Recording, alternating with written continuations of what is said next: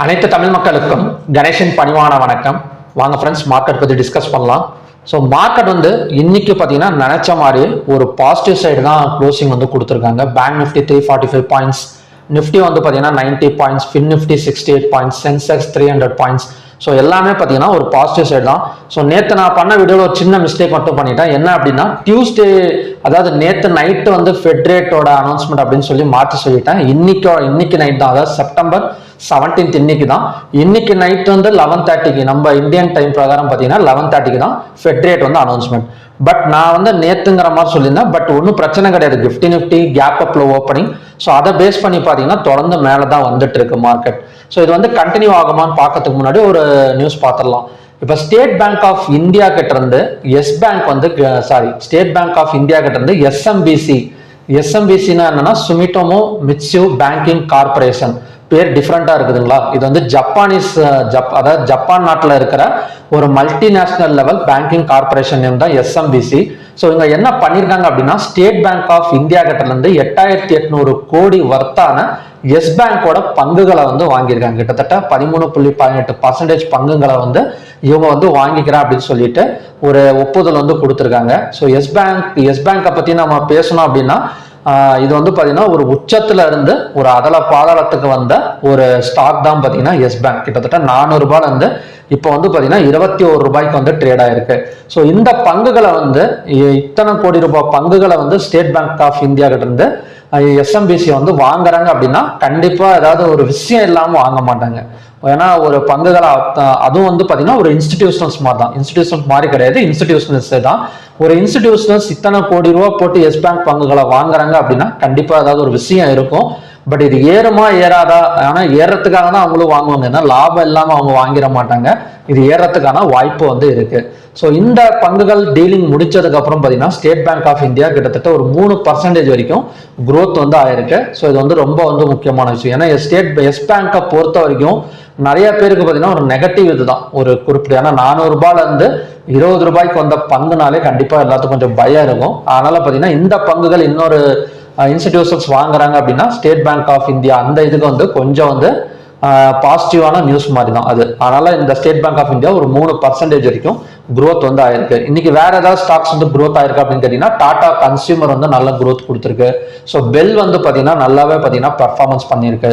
So மற்றபடி எல்லா ஹைவேட்டேஜ் ஸ்டாக்ஸும் கொஞ்சம் நல்லா தாங்க இருக்கு. Okay. So Fed rate cut announcement night 11:30க்கு இருக்கு. ஸோ மார்க்கெட் ஆல்ரெடி பார்த்தீங்கன்னா நல்ல ஒரு என்ன சொல்றதுன்னா ஒரு பாசிட்டிவ் க்ளோசிங் தான் போயிருக்கு. இது ஏதாவது நாளைக்கு ப்ராஃபிட் புக்கிங் இருக்குமா இல்லை கண்டினியூஸா மேலே வரதுக்கு தான் சான்சஸ் இருக்கான்னு பார்க்கறதுக்கு முன்னாடி நம்ம ஓப்பன் இன்ட்ரெஸ்ட் டேட்டாஸ் பார்த்துட்டு வந்துடலாம். ஓப்பன் இன்ட்ரெஸ்ட் டேட்டாஸை பொறுத்த வரைக்கும் கால் ஆப்ஷனை பை பண்ணி புட் ஆப்ஷனை செல் பண்ணியிருக்கிற மாதிரி தாங்க க்ளோசிங் நடந்திருக்கு. இதுல முக்கியமா கவனிக்க வேண்டியது என்னன்னு அப்படின்னா, காலையில 9:15 இருந்து லாஸ்ட் 3:30 வரைக்குமே பார்த்தீங்கன்னா ஓப்பன் இன்ட்ரெஸ்ட் டேட்டா சேஞ்ச் ஆகலைன்னா அந்த நம்பர்ஸ் மாறும். அது சேஞ்ச் ஆகலைன்னா அது கிடையாது. அதாவது புட் ஆப்ஷனை பை பண்ணி கால் ஆப்ஷனை அப்படி அந்த இது மாறாம ஒரே மாதிரியா கால் ஆப்ஷனை பை பண்ணி புட் ஆப்ஷனை செல் பண்ணியிருக்கிற மாதிரி தான் ஓப்பன் இன்ட்ரெஸ்ட் டேட்டா கடைசி வரைக்குமே இருந்தது. இதுல சென்செக்ஸ் மட்டும் பார்த்தீங்கன்னா ஹெவியா பை பண்ணி வச்சிருக்கிறாங்க.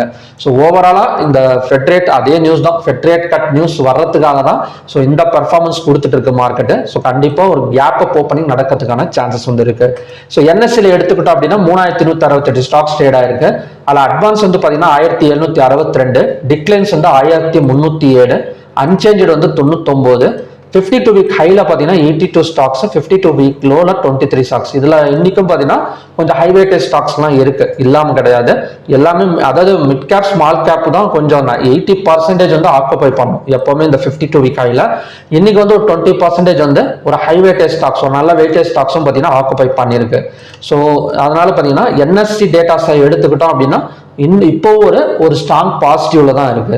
செக்டார் வைஸ் ஏதாவது அடி வாங்கியிருக்கா அப்படின்னா ஐடி செக்டார் 2வது நாளுங்க. நேற்று நான் 350 நினைக்கிறேன். இன்னைக்கும் பார்த்தீங்கன்னா ஒரு 223 பாயிண்ட்ஸ் பக்கம் growth ஆயிருக்கு. ஸோ ஃபெட் இந்த ரேட் கட்டு நடந்தாலே ரெண்டு செக்டார் தான் ரொம்ப ஹையா வரும். ஒன்று பேங்க் நிஃப்டி, ஃபின் நிஃப்டி, இன்னொன்று பார்த்தீங்கன்னா ஐடி செக்டார். நிஃப்டி 50 கூட இதெல்லாம் சேர்ந்து எடுத்துட்டு போனால் நிஃப்டி 50 வந்துடும். But Fin Nifty, Bank Nifty, IT இதெல்லாம் பார்த்தீங்கன்னா நல்ல growth கொடுக்கறதுக்கான சான்சஸ் இருக்கு. ஏன்னா ரேட் கட் ஆனால் இவங்களுக்கு தான் லாபம். ஏன்னா இவங்க போய் கடன் வாங்குறப்ப இந்த பேங்க் நிஃப்டிக்கு கீழே இருக்கிற பேங்க்ஸ் எல்லாம் போயிட்டு கடன் வாங்குறப்ப அவங்களுக்கு வந்து என்ன சொல்றதுன்னா இன்ட்ரெஸ்ட் ரேட் வந்து கம்மியாக கிடைக்கும். ஸோ அதனால இதெல்லாம் பார்த்தீங்கன்னா நல்ல growth கொடுக்கறதுக்கு சான்சஸ் இருக்கு. ஸோ மற்றபடி ஏதாவது ஒரு செக்டார் பெரிய அளவில் சரிஞ்சிருக்கா அப்படின்னு கேட்டிங்கன்னா எதுவுமே கிடையாது. FMCG, health care, metal, pharma 26.70 இதெல்லாம் பார்த்தீங்கன்னா நமக்கு வந்து என்ன சொல்றதுன்னா ஒரு சின்ன சின்ன டிராப் தான் இருக்கே தவிர அதை 0.04%, 0.12% இந்த மாதிரி சின்ன சின்ன டிராப் தான் இருக்கே தவிர ஒரு பெரிய அளவில் வந்து ஒரு ஃபாலிங் வந்து நடக்கலை. ஸோ கண்டிப்பாக கொஞ்சம் கரெக்ஷன் வந்து எதிர்பார்க்க முடியாது. ஓகேங்களா, கரெக்ஷன் வந்து இருக்காது. கேப் அப், அதை தொடர்ந்து பை தான். நேற்று என்ன சொன்னோன்னா அதே மாதிரி தான். எப்போ வந்து கரெக்ஷன் நடக்கும் அப்படின்னா ஃபெட் ரேட் ரிமைண்ட் அன்சேஞ்சுன்னு ஏதாவது ஒரு குண்டை தூக்கி போட்டால் மட்டும்தான் கொஞ்சம் கரெக்ஷன் வந்து நடக்குமே தவிர மற்றபடி 25 பேசிக்ஸ் பாயிண்ட்ஸ்னாலும் ஓகே தான், 50 பேசிக்ஸ் பாயிண்ட்னாலும் இன்னும் கொஞ்சம் வந்து நல்ல growth கொடுத்துரும்.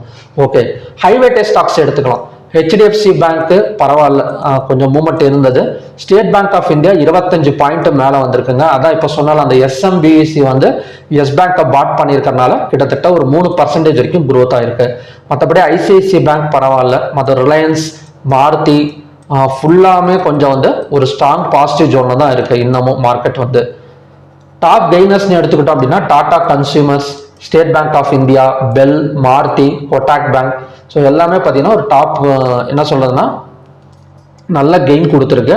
டாப் லூசர்ஸ்னு எடுத்துக்கிட்டோம் அப்படின்னா Bajaj Finance, Titan, State Bank of, SBI Life, HDFC Life, Hindalco, so இதெல்லாம் பார்த்தீங்கன்னா ஒரு டாப் லூசர்ஸுக்கான ஒரு ஸ்டாக்ஸ். ஓகே, நான் இப்போதைக்கு open interest data, NSE data, sector wise high weightage எல்லாமே நமக்கு வந்து ஒரு பாசிட்டிவ்ல தான் நிற்குது. இன்னுமே பார்த்தீங்கன்னா நெகட்டிவ்க்கு வந்து இப்போதைக்கு வந்து டர்னிங் வந்து ஆகலை. ஓகே, நம்ம டெக்னிக்கல் வைஸாக பார்க்கலாம் ஏதாவது ரெசிஸ்டன்ஸ் இருக்கா அப்படின்னு பார்த்தோம் அப்படின்னா ஸோ நிஃப்டி வந்து ஒரு டபிள்யூ பேட்டர்ன் வந்து கிரியேட் ஆயிருக்கு. ஸோ டபிள்யூ பேட்டர்னும் சொல்லலாம், இல்லை அப்படின்னா ஒரு double bottom support, double bottom பேட்டர்ன்னு சொல்லலாம். ஓகேங்களா, இந்த டபுள் பாட்டம் பேட்டர்ன்ல நெக்லைன் ஒன்று டிரா பண்ணுவேன். இந்த இடத்துல பார்த்தீங்கன்னா இதுதான் நெக்லைன்னு சொல்லுவாங்க.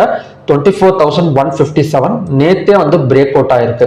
ஓகேங்களா, இது ஏங்க நேத்தே பிரேக் அவுட் ஆயிருச்சு, நேற்று வந்து ஏன் இந்த டபிள்யூ பேட்டர்ன் வந்து நீங்க டிராப் பண்ணல அப்படிங்கிறதுக்கான ஆன்சர் வந்து சார்ட் பேட்டர்ன் லிங்க் வீடியோஸ் வந்து நான் வந்து ரெடி பண்ணி வச்சிருக்கேன், ஒரு 14 வீடியோஸ். ஸோ அதை நீங்கள் வாங்கி வந்து பார்த்தீங்க அப்படின்னா உங்களுக்கு தெரிஞ்சிடும். எப்போ வந்து ஒரு பேட்டர்ன் வந்து உடனே பிரேக் அவுட் ஆயிடுச்சு அப்படின்னா கன்ஃபர்மேஷன் வந்து கொடுத்துடக்கூடாது. ஒரு ப்ராப்பரான பிரேக் அவுட் நடந்தால் மட்டும்தான் அந்த பேட்டர்ன் வந்து கண்டினியூஸாக ஒர்க் ஆகுமே தவிர உடனே பிரேக் அவுட் ஆயிடுச்சுன்னு சொல்லிட்டு என்ட்ரி கொடுக்கக்கூடாது. ஸோ அந்த நீங்கள் அந்த வீடியோஸ் ரெக்கார்டட் வீடியோஸ் தான் உங்களுக்கு வேணுங்கிறவங்க வீடியோ டிஸ்கிரிப்ஷனில் வந்து என்னோட வாட்ஸ்அப் நம்பர் கொடுத்துருக்கேன். ஸோ அதில் மெசேஜ் பண்ணி அந்த வீடியோஸ் வந்து வாங்கிக்காங்க. ஓகே, இந்த டபிள்யூ பேட்டர்ன் பிரேக் அவுட் நடந்து இன்னைக்கும் பார்த்தீங்கன்னா கன்ஃபர்மேஷன் ஒரு கேப் அப் விழுந்து கன்ஃபர்மேஷன் ஆயிருக்கு. இதோட டார்கெட் ஒரு ஸ்விங் டார்கெட்னு எடுத்துக்கிட்டோம் அப்படின்னா 25,669 வரைக்கும் வரதுக்கான சான்சஸ் இருக்கு. ஸோ நாளைக்கு கண்டிப்பாக வந்து ஒரு சின்ன கேப் அப்போ இல்லை பெரிய கேப் அப்போ நடக்கிறதுக்கு சான்சஸ் இருக்கு. அப்படியே கேப் அப் நடக்கலன்னா கூட இன்னைக்கு லோவஸ்ட் சப்போர்ட் எடுத்துட்டு மறுபடியும் பார்த்தீங்கன்னா மேலே தான் வரும். கேப் அப் விழுந்தா கூட பாயிண்ட்ஸ் கம்மியாக தான் கிடைக்கும். சப்போஸ் கேப் அப் விழுகலை அப்படின்னா ஒரு ஃபிளாட் ஓப்பன் எல்லாம் நடந்துச்சு அப்படின்னா கண்டிப்பாக அங்கேருந்து ஹைக் ஆகிறப்ப ஸோ நமக்கு வந்து தாராளமாக பார்த்தீங்கன்னா ஒரு 200 பாயிண்ட்ஸ், 300 பாயிண்ட்ஸ்ங்கிறது ஈஸியாக வந்து அச்சீவ் ஆகிடும். ஸோ இந்த டபிள்யூ பேட்டர்னோட டார்கெட் வந்து பார்த்தீங்கன்னா நமக்கு 25,669. ஓகேங்களா, ஸோ இந்த டபிள்யூ பேட்டர்ன் இதெல்லாம் மட்டும்தான் இருக்கா அப்படின்னு கேட்டிங்கன்னா கிடையாது. நமக்கு வந்து இதுலேயுமே இருக்கு, சென்செக்ஸ்லேயுமே இருக்கு. ஸோ சென்செக்ஸ் அப்புறம் பார்த்தீங்கன்னா ஃபின் நிஃப்டி கிடையாது, சென்செக்ஸ், மிட் கேப் நிஃப்டி, அப்புறம் பார்த்தீங்கன்னா மிட் கேப் நிஃப்டியோட டார்கெட் வந்து 13,375, சென்செக்ஸோட டார்கெட் வந்து 84,100. கண்டிப்பாக வந்து ஒரு நல்ல growth எதிர்பார்க்குறேன். நாளைக்கு ஒரு 800 to 900 பாயிண்ட்ஸ் பக்கம் growth எதிர்பார்க்குறேன். ஸோ உங்களோட கணிப்பு என்னங்கிறத மறக்காம வந்து கமெண்ட் பாக்ஸில் வந்து டைப் பண்ணுங்க. அப்போதான் எனக்கும் தெரியும் ஏறுமா எதனால ஏறும், இறங்குமா எதனால இறங்கும், இதெல்லாம் கொஞ்சம் டைப் பண்ணீங்க அப்படின்னா ஸோ எனக்கும் கொஞ்சம் யூஸ்ஃபுல்லாக இருக்கும். ஸோ நெக்ஸ்ட் வந்து பேங்க் நிஃப்டி வந்து நல்ல growth. நான் ஆல்ரெடி சொன்ன மாதிரி அந்த ஃபெட் ரேட் கட்டெல்லாம் வர்றப்ப பேங்க் நிஃப்டி ஸ்டாக்ஸ் தான் மெயினாக வந்து ஏறும். ஸோ இதோட அடுத்த டார்கெட் வந்து 56,164. ஸோ இது வந்து பிரேக் அவுட் பாயிண்ட் கிடையாது, இப்போதைக்கு பார்த்தீங்கன்னா ரெசிஸ்டன்ஸ். ஓகே, 56,164 வரைக்கும் வரதுக்கான சான்சஸ் வந்து பேங்க் நிஃப்டியில் வந்து இருக்கு. ஸோ ஓகே ஃப்ரெண்ட்ஸ், இதான் பார்த்தீங்கன்னா நாளைக்கான கண்டிஷன்ஸ். ஃபின் நிஃப்டியோட next target, Fin Nifty break out level வந்து 26,591. ஸோ இதை பிரேக் அவுட் பண்ணிட்டு தான் ஓப்பன் ஆகும். நெக்ஸ்ட் டார்கெட் வந்து 27,130. ஸோ நான் இப்போ எல்லாமே சொல்லியிருக்கிறது எல்லாமே பார்த்தீங்கன்னா ஒரு ஸ்விங் டார்கெட் தான். நாளைக்குமே ஒரே நாளில் அச்சீவ் ஆயிடுமா அப்படிங்கிறத நியூஸஸை பொறுத்து தான். 50 பேசிக்ஸ் பாயிண்ட்ஸ் கொடுத்துட்டாங்க அப்படின்னா ஒரே நாளில் இந்த கேப்பை ஃபில் பண்ணுறதுக்கு சான்சஸ் வந்து இருக்கு நாளைக்கு. ஓகேங்களா? இல்லை அப்படின்னா ஒரு 1 or 2 டேஸில் பொறுமையாக மேலே வந்து நமக்கு வந்து 25,670 அச்சீவ் வந்து ஆகலாம். ஓகே ஃப்ரெண்ட்ஸ், இதுதான் பார்த்தீங்கன்னா நாளைக்கான கண்டிஷன்ஸ். ஸோ நெக்ஸ்ட் வந்து க்ரூட் ஆயில்.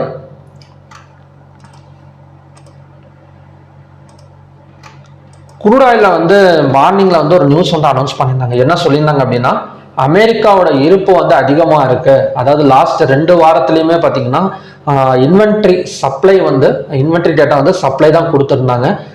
இன்னுமே பார்த்தீங்கன்னா அமெரிக்காவோட பேரல் வந்து இன்னும் குறையல, இன்னுமே சப்ளை வந்து அதிகமாக தான் இருக்கு. கண்டிப்பாக வந்து ஒரு இன்வென்ட்ரி டேட்டா வந்து ஒரு சப்ளை தான் எதிர்பார்க்கலாம் அப்படின்னு சொல்லியிருக்காங்க. எப்பவுமே சப்ளை அதிகமாக இருந்தது அப்படின்னா கண்டிப்பாக வந்து ஒரு ஃபாலிங் வந்து இருக்கும். அதுதான் நடந்துட்டு இருக்கு.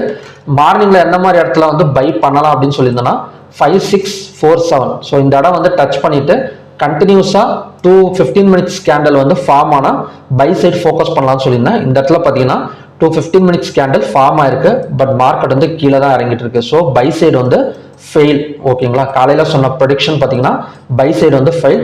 இப்போ வந்து செல் சைடு ஃபோக்கஸ் பண்ணலாமான்னு கேட்டிங்கன்னா 5620க்கு கீழே ஒரு 15 மினிட்ஸ் கேண்டலோ 15 மினிட்ஸ் எடுத்துக்கலாம். 15 மினிட்ஸ் கேண்டில் க்ளோஸ் ஆனால் ஸோ கண்டினியூஸாக பார்த்தீங்கன்னா 5550 அங்கேருந்து பார்த்தீங்கன்னா ஒரு 100 பாயிண்ட்ஸ் டவுன் ஆகக்கூடிய சான்சஸ் வந்து இருக்கு. So wait for sell confirmation அப்படின்னு சொல்லலாம். ஸோ மார்க்கெட் வந்து செல் கன்ஃபர்மேஷனுக்கு வெயிட் பண்ணும். 5620க்கு கீழே 15 மினிட்ஸ் க்ளோஸ் ஆனால் மட்டும் ஒரு 100 பாயிண்ட்ஸ் டவுன் ஆகக்கூடிய சான்சஸ் வந்து க்ரூட் ஆயிலில் வந்து இருக்கு, based on inventory data. So inventory data demand கொடுத்தா உடனே ஏறிடுமான்னு கேட்டிங்கன்னா அதுக்கு ஆன்சர் என்கிட்ட கிடையாது. எப்போவுமே இன்வென்ட்ரி டேட்டா என்னைக்கு வருதோ அன்னைக்கு வந்து ஏறாது. அதுதான் பார்த்தீங்கன்னா முக்கியமான நம்ம வந்து தெரிஞ்சுக்க வேண்டியது. இன்வென்ட்ரி டேட்டா வச்சு நீங்கள் ஹோல்டு பண்ணி ப்ராஃபிட் பண்ணலாமே தவிர நீங்கள் அதே நாளில் வந்து ப்ராஃபிட் பண்ணணும்னு நினச்சிங்கன்னா ரொம்ப கஷ்டம். ஏன்னா பெரிய வாலட்டிலிட்டி இருக்கும், ஸ்டாப் லாஸ் எங்கே போட்டாலும் அடிக்கும். இன்வென்ட்ரி டேட்டாக்கு ஆப்போசிட்டாக ஃபஸ்ட்டு மார்க்கெட் ரன் ஆகும். 10 மணிக்கு மேலே போயிட்டு நம்ம ஹோல்டு பண்ணால் மட்டும்தான் அடுத்த நாளைக்கு வந்து ப்ராஃபிட் பண்ண முடியும். ஸோ அந்த மாதிரிலாம் இருக்கும்.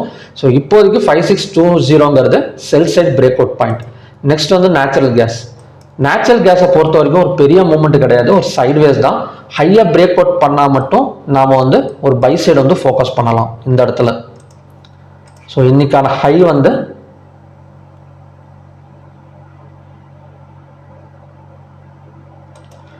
276.2. ஸோ இதை பிரேக் அவுட் பண்ணால் மட்டும் 281.3 வரைக்கும் வரதுக்கான சான்சஸ் வந்து நேச்சுரல் கேஸில் வந்து இருக்கு. ஸோ ஓகே ஃப்ரெண்ட்ஸ், இதுதான் பார்த்தீங்கன்னா இன்னைக்கான conditions. So NSC and BSC continues ஒரு கேப் அப், அதை தொடர்ந்து பார்த்தீங்கன்னா ஒரு நல்ல பை எடுக்கும் அப்படிங்கிறத நம்புறேன். ஓகே ஃப்ரெண்ட்ஸ், மறுபடியுமே பார்த்தீங்கன்னா ஒரு நல்ல ப்ரிடிக்ஷன் வீடியோட நான் வந்து உங்களை மீட் பண்ணுறேன். நன்றி, வணக்கம்.